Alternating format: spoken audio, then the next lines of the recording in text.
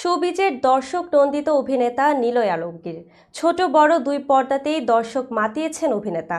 কয়েকদিন আগেই পরিবার নিয়ে ওমরাহ পালন করতে সৌদি আরবে গেছেন তিনি।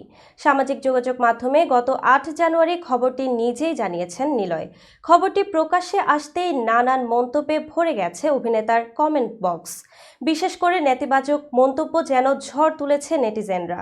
এমনকি অভিনেতাকে নাটকও ছেড়ে দিতে বলেন নেটিজেনদের একাংশ। অন্যদিকে এসব দেখে চুপ থাকেনি অভিনেতাও। নেতিবাচক মন্তব্যের কড়া জবাব দিয়েছেন তিনি। বৃহস্পতিবার নিজের ভেরিফাইড ফেসবুকে একটি পোস্টে নিলয় লিখেছেন, আমার নাটক দেখেই আমাকে চেনেন এবং আমার নাটক দেখেই আমার ভক্ত হয়েছেন। এখন আবার আমাকে বলছেন নাটক ছেড়ে দিতে, কিছুই তো বুঝতেছি না।